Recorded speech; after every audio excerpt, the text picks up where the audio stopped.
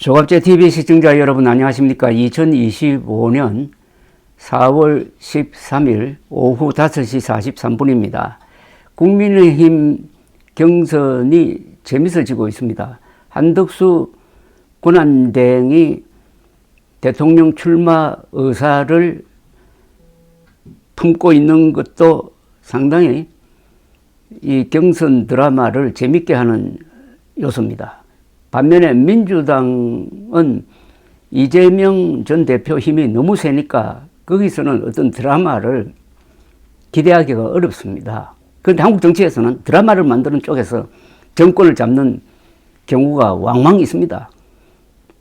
1987년 6.29 드라마를 만든 노태우 후보가 당선이 되었고, 1997년 DJP 연합 김대중, 김종필 연합으로 김대중이 대통령에 당선되었고, 2002년에 노무현, 정몽중 단일화로 노무현이 역전승으로 당선된 이런 과거가 있으니까 이번에도 드라마를 만드는 쪽에서 일을 낼 가능성이 있습니다. 물론 국민의힘 출신 윤석열 대통령이 너무나 무도하고 엄청난 잘못을 저질러 가지고 파면이 되고 내란 우두머리 혐의로 형사재판을 받고 있는 입장이니까 크게 보면은 국민의힘 후보가 당선되는 것은 거의 불가능한 구도임은 틀림없습니다.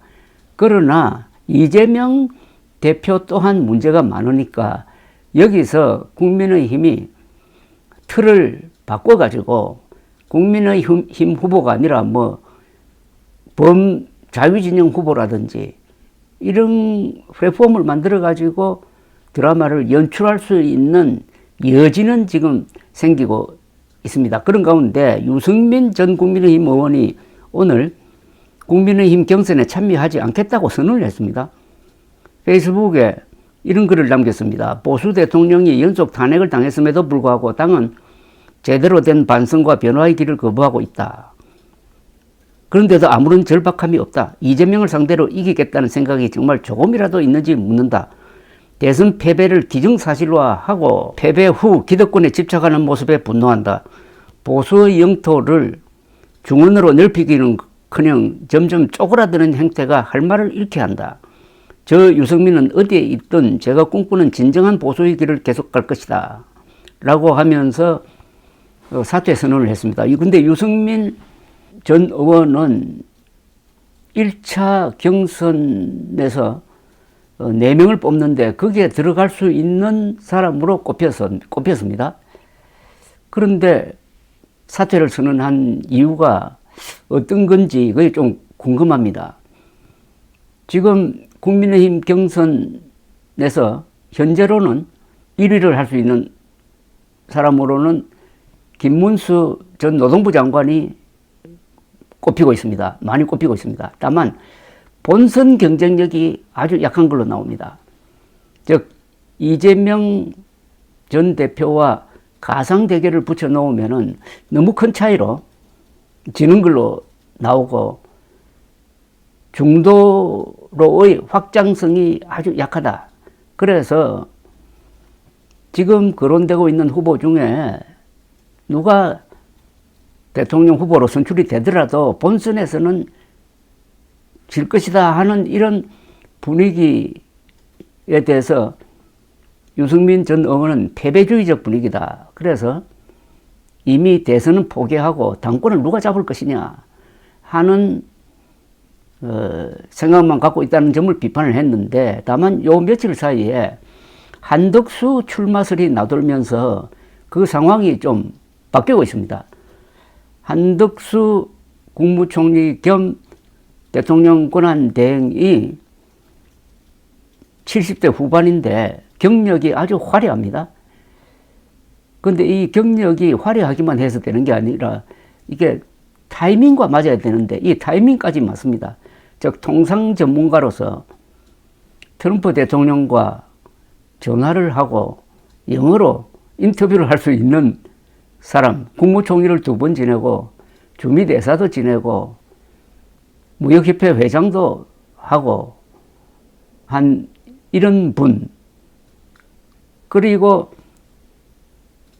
계엄에 반대했고 자신이 계엄에 반대했다는 것을 헌법재판소에 나가서 그 국무회의는 절차적, 실체적으로 문제가 많다는 증언을 함으로써 그게 윤석열 대통령 파면의 한 중요한 이유를 만들므로써 윤석열 대통령과의 거리두기에도 약간 성공을 하고, 그리고 민주당으로부터는 탄핵 소추를 당했다가 그게 기각이 되어서 다시 컴백하고, 최근에는 민주당을 자극할 줄 알면서도 대통령의 몫인 헌법재판관 두 사람을 후보자로 지명을 하고 하는 이런 과정을 통해서 스스로 뉴스를 만들어냈습니다.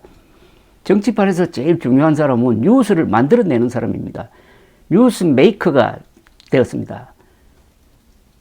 그 과정에서 이분이 아주 온건하고 합리적이고 관료적이라고 했던 이분이 대통령 후보로 나오겠다는 어떤 의지를 표명한 셈입니다. 거기에 민주당이 지금 바짝 긴장을 하고 있습니다. 이 한덕수 대행이 대통령 후보로 나와서 범자유진영의 후보가 된다면은 개헌 카드를 꺼낼 것이다. 나는 3년만 하겠다. 이 3년 동안에 개헌을 하고 그리고 다음 총선에 그때 새로운 헌법에 의해서 대통령을 뽑는다 하는 이 개헌 카드를 던질 가능성이 있다는 거죠. 여기 하나 보태면은 정말 오랜만에 보수 진영 후보로서는 오랜만에, 만약 후보가 된다면 오랜만에 군대 간 사람입니다. 육군 병장 출신입니다. 육군 병장. 약 3년 동안 근무한 70년대 육군 병장 출신인데 가만히 계산을 해보니까 최근에 노태우 대통령 이후에 보수 진영의 대통령이 한 분을 꼽아보면은 김영삼 군대 안 갔습니다. 그 다음에 이명박 군대 안 갔습니다. 박근혜 군대 안 갔습니다. 윤석열 군대 안 갔습니다. 그러면 한덕수 하면은 20몇 년 만에 처음으로 군대 간 대통령 후보가 나오는 셈입니다. 다만 어떤 스케줄을 가지고 드라마를 만들어내느냐는 것인데 제 생각으로는 국민의힘 경선에 참여하기가 어려운 그 촉박한 타이밍입니다. 그러면 국민의힘 경선 과정을 통해서 국민의힘 후보를 한 사람 내겠죠. 현재로는 김문수 전 장관이 유력하게 보입니다만은 그건 또 변수가 많아요. 홍준표, 한동훈 이런 분들도 만만치가 않습니다. 그럼 거기서 뽑힌 국민의힘 대통령 후보와 한덕수 국무총리는 5월 초에 공직에서 사퇴해가지고 출마를 선언할 경우에 일단 무소속 후보가 되겠죠.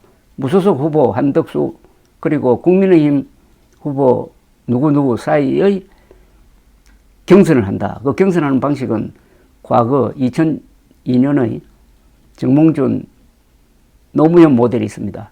토론을 하고 그 직후에 여론조사를 통해서 여론조사 기관을 몇 개를 선정을 해가지고 여론조사로 한다. 이렇게 되면은 아주 시간이 촉박하긴 하지만은 바로 단일화된 바로 며칠 뒤에 후보 등록을 해가지고 한 20일 동안의 선거운동에 들어갈 수 있다 하는 이런 타임 스케줄이 대충 만들어집니다. 이 길을 가능성이 많다는 것은 지금 국민의힘 국회의원 중에서 상당수가 근데 김문수 후보로는 이재명을 꺾을 수 없다. 또 다른 후보도 마찬가지다. 이런 생각을 하고 있고 이 사람들이 한덕수 추대론 쪽으로 기울고 있는 것으로 보입니다. 특히 충청도 출신 국회의원들, 정진석 비서실장 이런 분들이 주축이 되어가지고 문제는 여론조사가 이제 앞으로 나올 겁니다. 가상대결로 한덕수 대 이재명의 가상 대결 여론조사가 아주 중요할 것 같아요.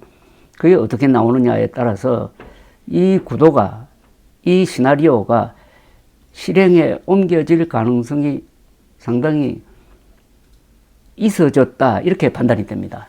자, 그러면 가만히 있을 민주당이 아니죠. 민주당은 한덕수 권한대행을 표적으로 삼아가지고 아마 집중적으로 앞으로 공격을 할 것입니다. 일단 내란 프레임에 집어넣어가지고 윤석열의 아바타였다. 그리고 윤석열이 의료대란에도 한덕수 국무총리의 책임이 있다. 그 이외에 여러 가지 사안을 가지고 공격을 할 것이 틀림없습니다. 이런 가운데서 한덕수 대행의 과제는 윤석열과의 관계를 어떻게 정리하느냐는 거죠. 이미 계엄에 반대한 입장은 분명히 했습니다. 그 다음 또 하나의 문제는 국민의힘 경선 과정에서 후보들이 윤석열과의 관계를 어떻게 정리하느냐는 겁니다. 이런 과정을 통해서 국민의힘이 윤석열을 딛고, 윤석열을 업고가 아니라 윤석열을 딛고 조기 대선에 임하는 점을 분명히 하지 않으면은 그 단일화를 100번 해도 그건 불리할 겁니다. 지금 제가 설명하는 것은 한덕수 권한대행에 상당히 유리한 방향의 어떤 정치적 상상력을 설명하는 부분도 있습니다. 냉정하게 보면은 윤석열 대통령이 탄핵되었고 그 윤석열 대통령을 끼고 돌았던 국민의힘이 반성도 없이 후보를 낸다 하는 것이 과연 국민들에게 먹히겠느냐 하는 근본 구도를 보면은 한덕수라는 새로운 카드를 내도 일단은 불리하다고 보는 게, 이재명 가상대결에서 이재명 전 대표의 지지율이 한 50%를 지금 넘고 있는 상황에서 불리하다고 보는 게 그게 합리적인 판단이라고 생각합니다. 단 한국 사람들이 드라마를 정치 드라마를 좋아한다는 겁니다. 극적인 효과라는 게 있는 겁니다. 2002년 11월로 돌아가면 2002년 11월 하순 투표를 한 20일 앞둔 시점에서 여론조사는 이러했습니다. 이회창 지지율 32%, 노무현 26%, 그 사이가 6%포인트 차이. 그 다음에 정몽준 25%였습니다. 32, 26, 25%였습니다. 그런데 노무현, 정몽준 두 사람이 단일화를 하니까 순식간에 노무현 지지율이 40%대로 오르면서 그 일로 직전을 해가지고 49% 득표율로 50만 표 차이로 이겼습니다. 이 드라마의 효과입니다. 드라마의 효과를 어떻게 만들어낼 거냐 하는 것인데, 어쨌든 한덕수 출마설이 나오면서 조기 대선판이 매우 유동적으로 바뀌고 구경하는 입장에서는 아주 흥미진진한 게임을 예상하게 되는 것입니다. 감사합니다.